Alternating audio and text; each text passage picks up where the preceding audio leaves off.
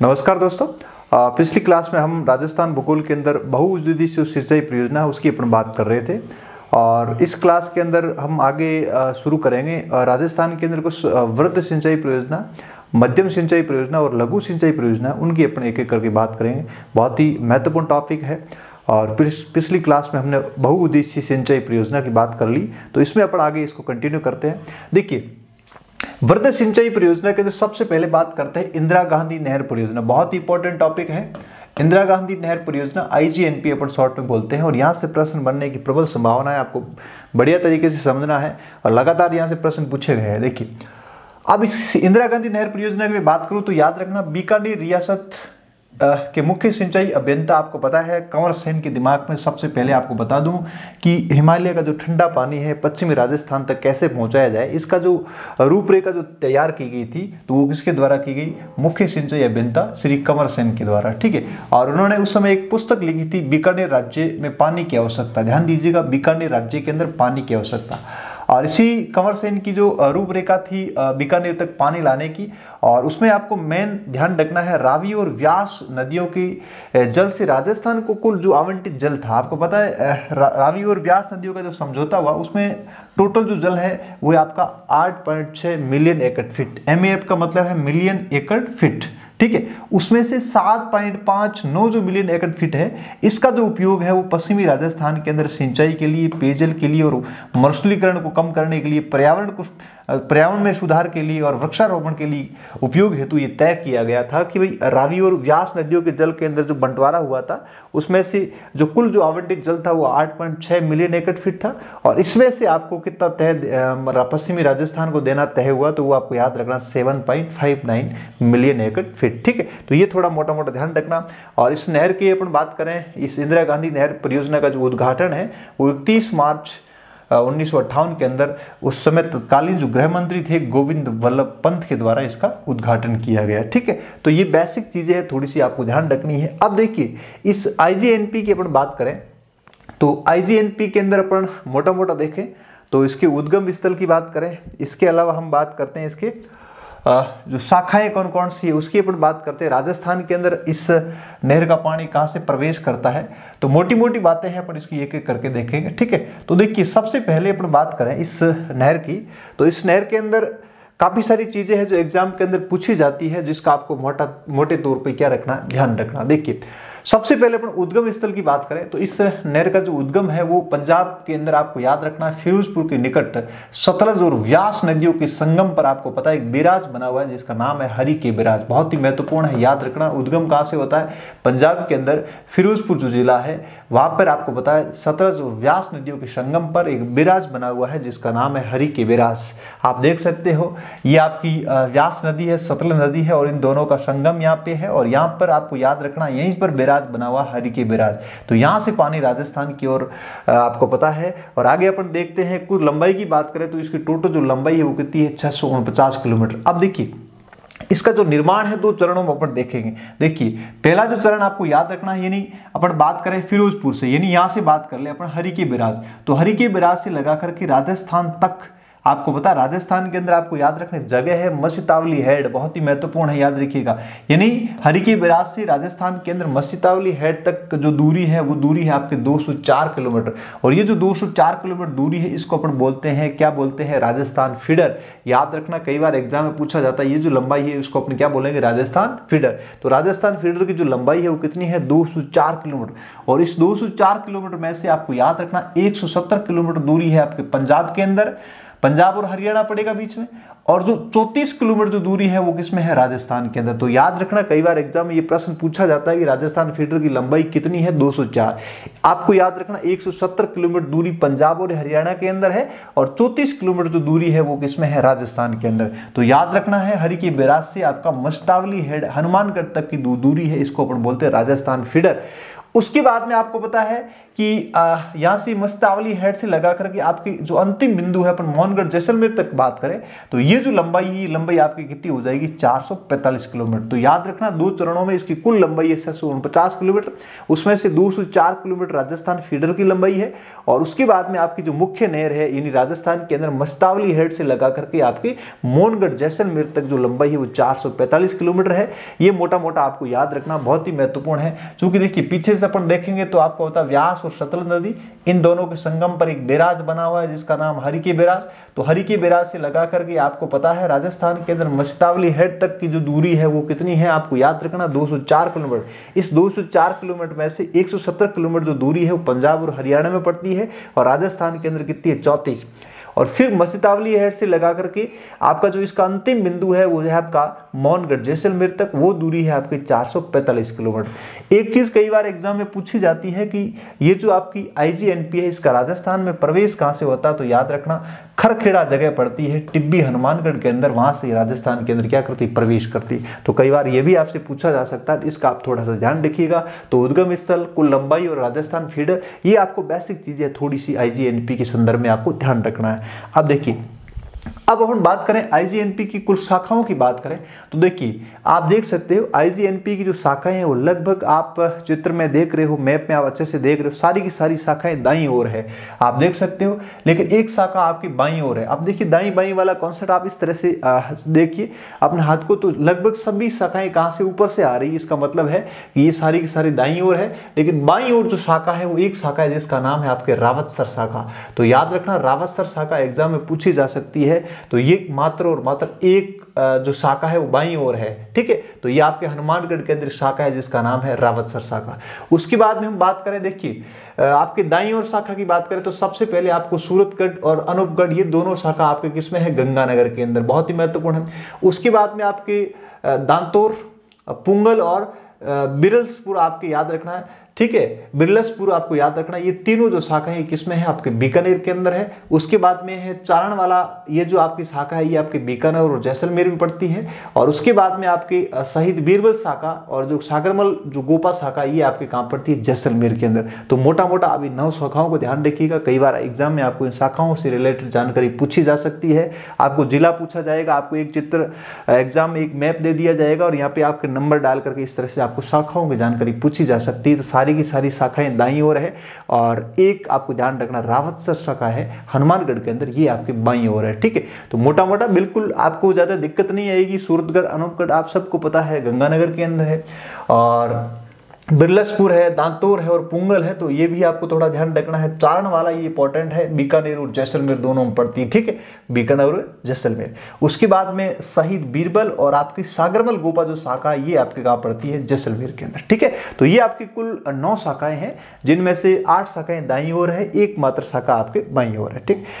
उसके बाद में बात करते हैं अगली इसकी लिफ्ट नहरें, और लिफ्ट नहरें आप इंपोर्टेंट कर देना। यहाँ से आपकी पटवारी के अंदर प्रश्न पूछा गया, लगातार प्रश्न आ रहा है लिफ्ट नहरों से रिलेटेड। और प्रश्न क्या आएगा कि इस IGNP की जितनी लिफ्ट नहरें हैं और लिफ्ट नहरों से राजस्थान के अंदर कौन कौन से जिले लाभान्वित है, वो प्रश्न आपसे पूछा जाता है। देखिए बहुत बढ़िया तरीके से इसको समझना है और ये लिफ्ट नहरों की प्रैक्टिस आप अच्छे से कर लेना, यहाँ से प्रश्न बनने की प्रबल संभावना है। IGNP का जब भी प्रश्न आएगा आपको शाखाओं से रिलेटेड और लिफ्ट नहरों से रिलेटेड प्रश्न पूछा जाएगा। देखिए मैं लिफ्ट नहर की बात करूं तो सबसे पहले अपन बात करते हैं चौधरी कुंभाराम, ध्यान दीजिएगा बहुत ही महत्वपूर्ण है चौधरी कुंभाराम। देखिए आपको 4 लिफ्ट दे देंगे और सामने आपको जिले दे देंगे और जिलों से आपको मैच करवा लेंगे या पूछ लेंगे भाई कौन सा सम्मिलित नहीं है। तो ध्यान दीजिएगा चौधरी कुंभाराम लिफ्ट नहर की मैं बात करूं तो राजस्थान के अंदर 4 जिले लाभान्वित है इससे, झुंझुनू, चूरू, बीकानेर और हनुमानगढ़। याद रखिएगा 4 जिले बहुत ही महत्वपूर्ण है। इसकी एक ट्रिक ध्यान रखना,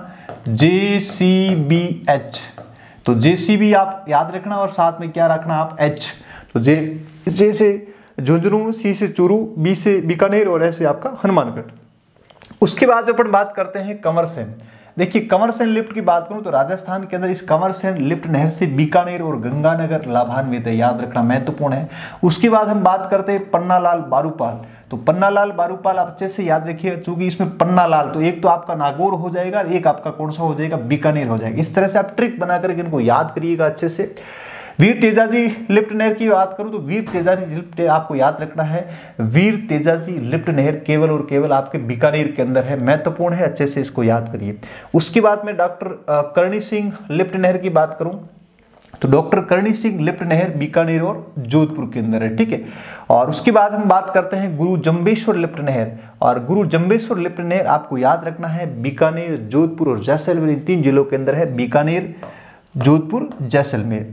उसके बाद हम बात करते हैं जय नारायण व्यास लिफ्ट नहर, तो जय नारायण व्यास लिफ्ट नहर आपके जैसलमेर और जोधपुर, ठीक है। तो इस तरह से आपकी ये कुल मिलाकर के ये जो आपकी 7 लिफ्ट नहरें हैं, आप इन सबको अच्छे से याद कर लीजिएगा। लिफ्ट नहर से रिलेटेड प्रश्न आपको 101% आपका पूछा जाएगा। और प्रश्न क्या पूछा जाएगा, आपको एक तरफ लिफ्ट नहर के नाम दे दिए जाएंगे और दूसरी तरफ आपके लाभान्वित जो जिले हैं वहां से आपका प्रश्न पूछा जाएगा। बहुत ही सिंपल है। आप पटवारी के पेपर में जो प्रश्न पूछा गया 2015 की जो भर्ती थी उसमें, और लगातार यहां से प्रश्न पूछा जा रहा है लिफ्ट नहरों से रिलेटेड, और प्रश्न आपका इसी फॉर्मेट से आएगा, लाभान्वित जिले आपसे पूछे जाएंगे। तो आप मोटा मोटा इन 7 लिफ्ट नहरों के कौन कौन सी, जैसे चौधरी कुंभाराम में, तो कौन कौन से जिले इसमें लिफ्ट नहर में शामिल है, तो ये आपकी थोड़ी सी जिलों की जो जानकारी है उसको आप अच्छे से याद करना, प्रैक्टिस करना। क्योंकि पटवारी जो प्रश्न पूछा गया था आपके नंबर डाल रखे थे कि भाई इन आपको बताइए यहाँ कौन कौन सी लिफ्ट नहरें हैं, तो आपको पता भी लगना चाहिए कि भाई कौन सी लिफ्ट नहर किस किस जिले से, कौन लाभान्वित या कहाँ से गुजर रही है। तो आपको जिले पता है तो कोई दिक्कत नहीं आएगी, ठीक है। तो ये थोड़ा सा आप प्रैक्टिस करना, महत्वपूर्ण है, यहाँ से प्रश्न पूछने की संभावना है, ठीक है। तो ये आपको मोटा मोटा आपको ध्यान रखना है IGNP के संदर्भ में, ज्यादा कुछ नहीं पढ़ना, आपको बेसिक लिफ्ट नहरों का ध्यान रखना, शाखाओं का ध्यान रखना और बेसिक चीजें उद्गम से रिलेटेड। और इसके अलावा अपन जैसे IGNP की बात की, इसका उद्भव कैसे हुआ, किसके मस्तिष्क में ऐसा विचार आया कि हिमालय का पानी पश्चिमी राजस्थान तक जाना चाहिए, तो इस तरह से छोटी मोटी जानकारी आपको थोड़ी ध्यान रखनी है। अगली हम परियोजना की बात करें तो वो है आपकी गंग नहर परियोजना। तो ये गंग नहर परियोजना राजस्थान के अंदर बीकानेर जिले के अंदर है, और इसके निर्माण की अपन बात करें तो 1926-27 के अंदर महाराजा गंगा सिंह के द्वारा इसका निर्माण कराया गया। याद रखिएगा, बहुत ही महत्वपूर्ण है, महाराजा गंगा सिंह। और बात करते हैं इसकी उद्गम स्थल की, तो याद रखिएगा फिरोजपुर जगह है पंजाब के अंदर, वहां पे एक स्थान है हुसैनी वाला, और वहां से कहते हैं कि सतलज नदी से इस नहर को निकाला गया, हुसैनी वाला से, सतलज नदी से। और कुल लंबाई की अपन बात करें तो इस नहर की जो कुल लंबाई है वो 139 किलोमीटर है, और इस 139 किलोमीटर में आपको याद रखना है 112 किलोमीटर और 17 किलोमीटर, आप उसको अलग अलग फॉर्मेट में याद रखिएगा।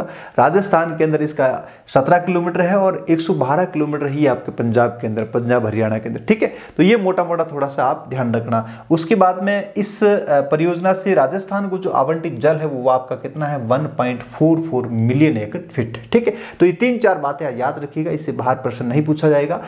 उसके बाद में अगली परियोजना की बात करूं, राजीव गांधी सतमुख एवं नोहर सिंचाई परियोजना। तो याद रखना, सबसे पहले तो आपको याद रखना ये परियोजना राजस्थान की किस जिले के अंदर है, तो याद रखिएगा राजस्थान के अंदर हनुमानगढ़ जिले के अंदर है। आपको पता, मैंने रावी और व्यास नदी का जो जल समझौता 1982 का बताया था, इसके तहत जो कुल आवंटित जल था वो कितना आपका 8.6 मिलियन एकड़ फीट था। इसमें से आपको याद रखना है कितना जल इस परियोजना के लिए आवंटित किया गया, तो वो आपको याद रखना 0.47 मिलियन एकड़ फीट, ठीक है। जिस तरह से हमने IGNP की बात की तो उसमें आपका कितना था 7.59, तो वैसे वैसे आपको यह भी याद रखना 0.47 मिलियन एकड़ फीट, ठीक है। और राजीव गांधी जो सिद्धमुख एवं नोहर जो सिंचाई परियोजना है, इससे जो सिंचाई होती है वो राजस्थान के अंदर हनुमानगढ़ और चूरू के अंदर है, ठीक है। तो लाभान्वित जो जिले है वो आपका हनुमानगढ़ और चूरू है। आप मोटा मोटा थोड़ा सा जिला ध्यान रखिएगा, क्योंकि प्रश्न आपका ज्यादा यहाँ पे टिपिकल नहीं पूछते हैं। आपको इससे रिलेटेड जो जो जानकारी है, पहले जिले की जानकारी, उसके बाद सिंचाई परियोजना राजस्थान के कौन कौन से जिले लाभान्वित है, इसके अलावा ये समझौता कितना राजस्थान को पानी मिल रहा है, तो ये बेसिक चीजें आप याद रखोगे तो दिक्कत नहीं आएगी। उसके बाद में हम आपकी जो वृद्ध सिंचाई परियोजना में अगली जो परियोजना है वो आपकी नर्मदा नहर परियोजना।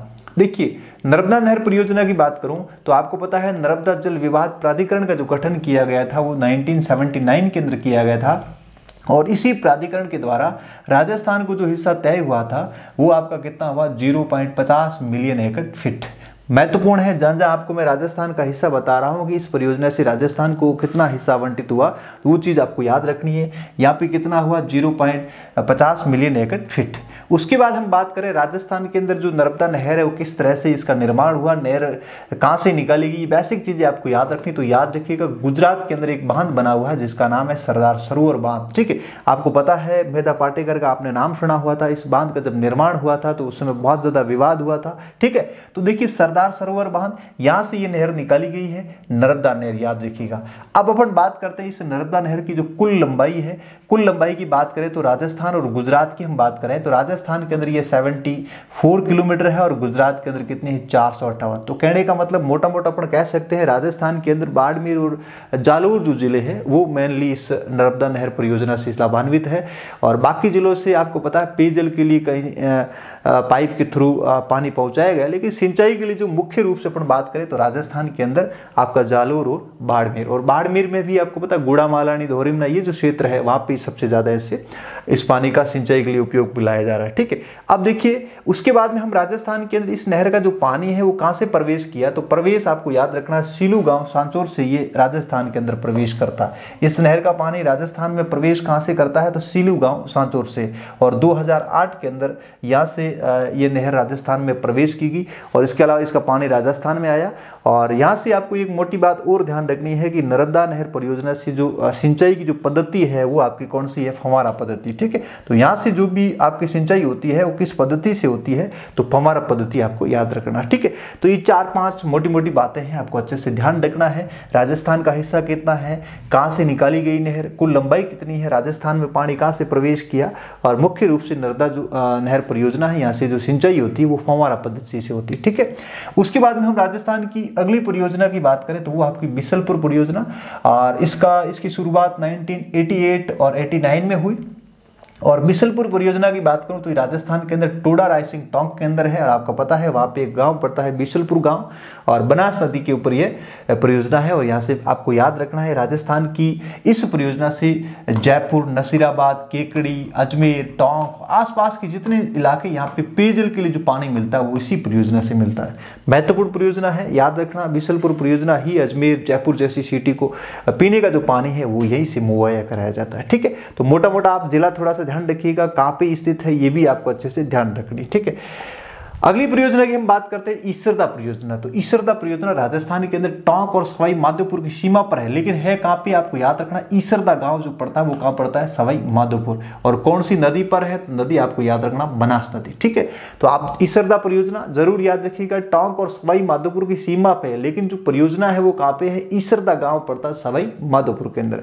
उसके बाद में हम अगली परियोजना की बात करें तो भीखाभाई संगवाड़ा जो नहर परियोजना है, ये राजस्थान के अंदर, दक्षिणी राजस्थान के अंदर डूंगरपुर और बांसवाड़ा जो आदिवासी जो बाहुल्य क्षेत्र है तो वहां पे ये नहर बहुत ही महत्वपूर्ण है। और आपको बता दूं 1984-85 के अंदर हरिदेव जोशी के दिमाग में ये विचार आया कि क्यों नहीं इस क्षेत्र के अंदर अकाल राहत कार्य के लिए, अकाल राहत के समय इस क्षेत्र के अंदर पानी कैसे पहुंचाया जाए, इसके लिए इस नहर का निर्माण करवाया गया। बहुत ही महत्वपूर्ण है भीखाभाई सागवाड़ा नहर, डूंगरपुर बांसवाड़ा।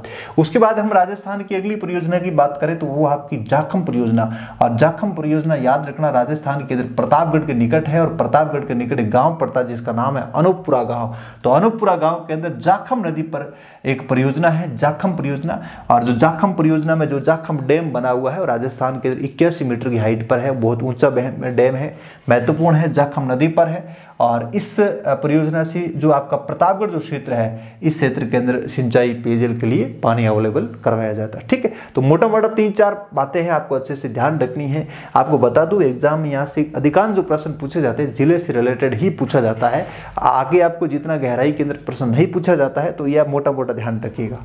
अब देखिए राजस्थान के अंदर कुछ लघु सिंचाई परियोजना है।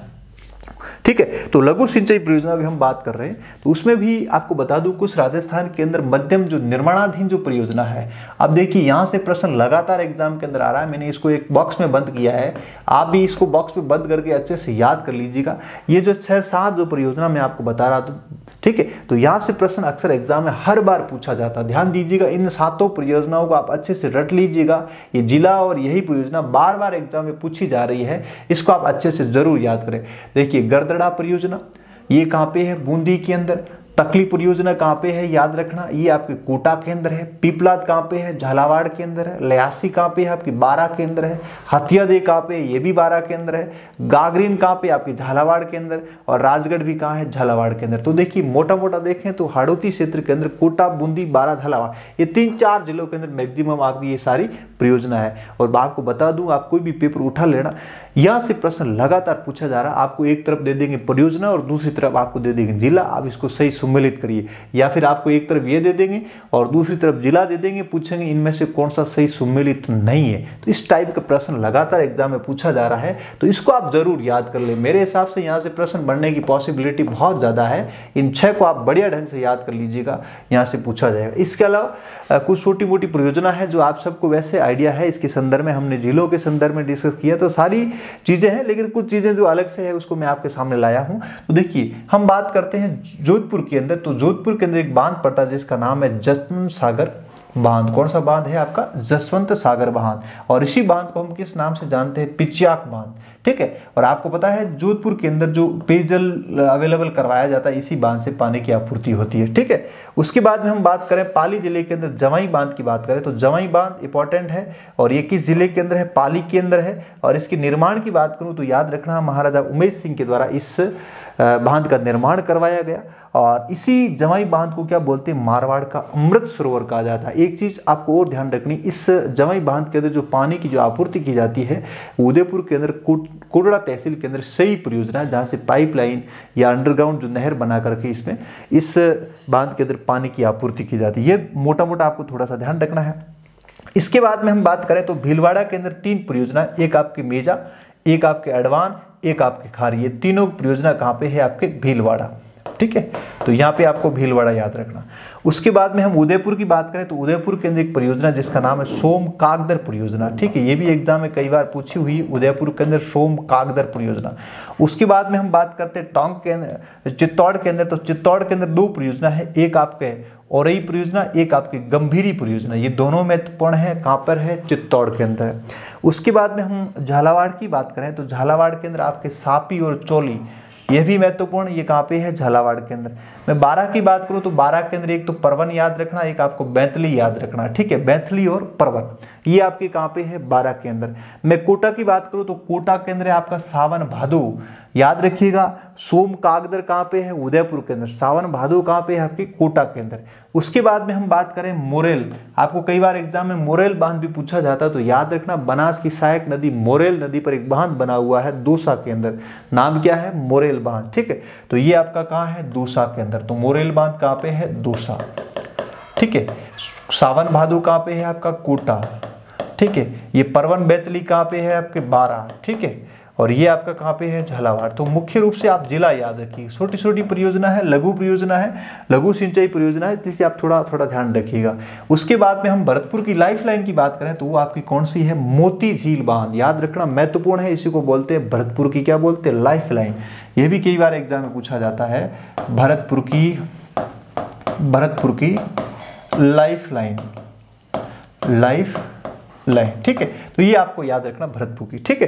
तो इस तरह से कुछ लघु सिंचाई परियोजना है जो मैंने कुछ आपको बताई। कई ऐसी परियोजना हमने झीलों के संदर्भ में भी उसको डिस्कस किया था, तो ये आपको थोड़ा सा देखना है। लगभग ये जो आपकी लघु सिंचाई परियोजना है, इसका आपको ज़्यादा इतना कोई टफ प्रश्न नहीं पूछा जाता, ईजिली आपको पता है, आइडिया रहता है जिले के संदर्भ में। लेकिन यहाँ से जो आपकी मध्यम जो सिंचाई परियोजना है, इसको आप जरूर अच्छे से याद करिएगा। यहाँ से प्रश्न मैं लगातार देख रहा हूँ, हर बार एग्जाम यहाँ से प्रश्न पूछा जाता है, यही आपके साथ है। इन्हीं में से आपको 4 कोई भी पूछ करके आपको जिले से मैच करवाया जा सकता है, ठीक है। तो इस तरह से हमने राजस्थान के अंदर 2 क्लास के अंदर जो सिंचाई परियोजना थी, उसमें हमने सबसे पहले बहुउद्देशीय सिंचाई परियोजना की बात करी। उसके बाद में राजस्थान के अंदर जो वृद्ध सिंचाई परियोजना है, मध्यम सिंचाई परियोजना और लघु सिंचाई परियोजना है, साथ साथ में हमने कुछ निर्माणाधीन जो परियोजना है उसके संदर्भ में बात की। तो अगले क्लास में, अगले वीडियो के अंदर हम एक नए टॉपिक के साथ में आपके साथ हाजिर होंगे। Thank you so much.